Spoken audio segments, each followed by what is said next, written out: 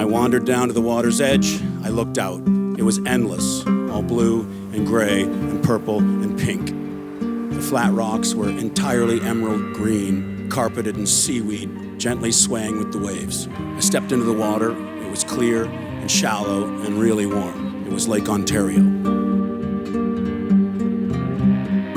Doesn't take much.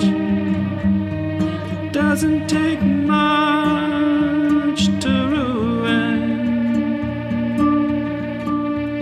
a moment like that. Regarding the question as to climate change, I think the president was fairly straightforward. We're not spending money on that anymore. We consider that to be a waste of your money. Global warming, which a lot of people think is a hoax. Hey, by the way, I won so many environmental awards, shockingly. No, it's true. And you know what I do? I want really immaculate air. I want clean, crystal water. I want a lot of things. Trump also wants deep cuts to the EPA, including eliminating $300 million a year for the Great Lakes Restoration Initiative. The drowning machine.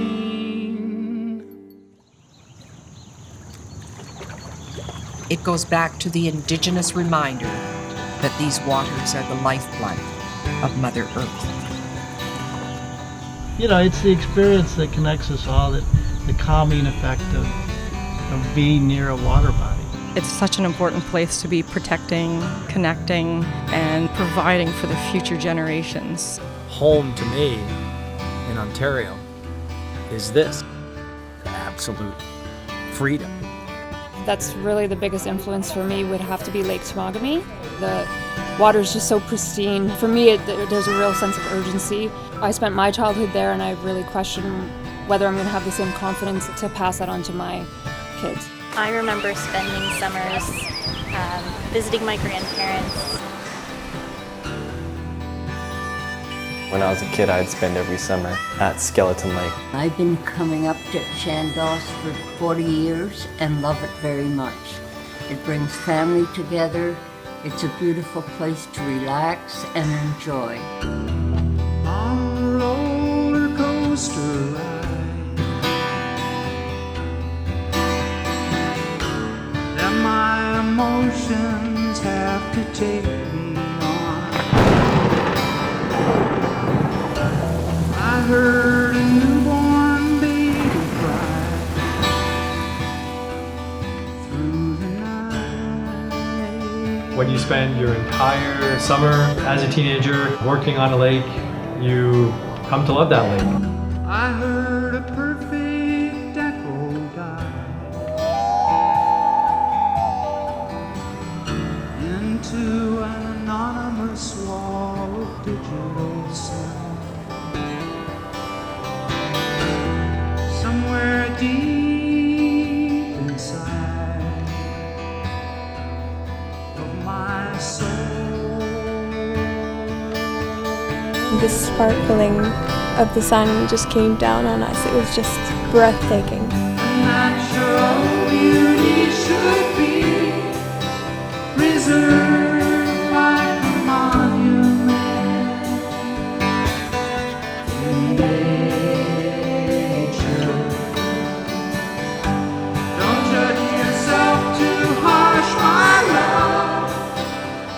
Someday you might find your soul in danger.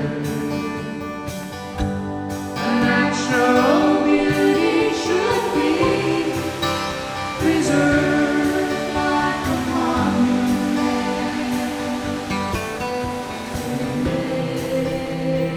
nature. Lake Ontario is my connection to the rest of the waters of the world.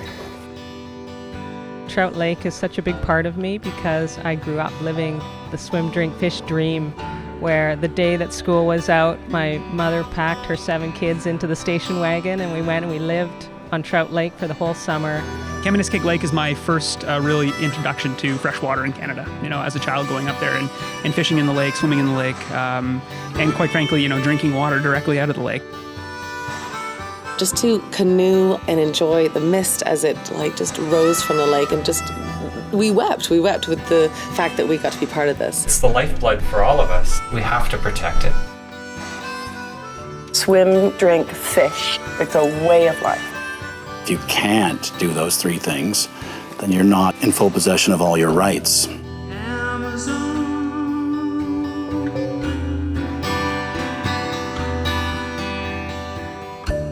You had so much, and now so much is gone. What are you going to do with your life? Water bodies are places of community, places of connection, a place of love. What a lucky man to see the earth before it touched his hand. What an angry fool to condemn.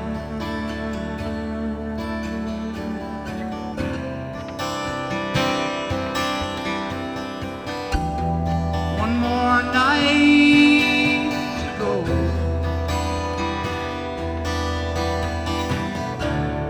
One more sleep upon your burning banks.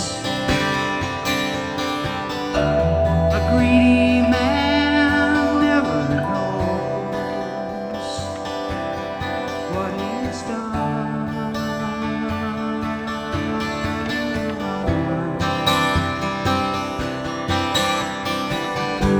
A natural beauty should be preserved like a monument to nature. Don't sell yourself too short, my love. Someday you might find your soul in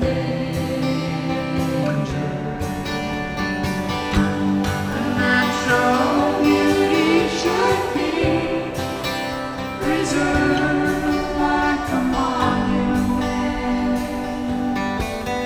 to nature. If I could just sort of feel the boat rock a little bit back and forth in the breeze, I'm really happy. When I was growing up, me and my family, we'd go camping. We'd hop in the canoe every morning. We'd just paddle along. That's one of my most fondest memories. It's great. Everyone's out. It's sunny. It's hot. The water is beautiful. I grew up maybe about 15 minutes from Lake Huron, so definitely every summer hanging out at the beach with my friends. You know, in the different seasons, the ice, the snow, the big swells. I just think my childhood wouldn't have been the same without it. I feel very privileged to live so close to such a big and beautiful body of water. They're called the Great Lakes for a reason. I think it's really important to take the time to connect with nature and deconnect with technology. Getting out on the lake where it's quiet and being present in the moment. For me, the lake is just something that's fundamental to my roots. It's like a magnet. You're always attracted to the water.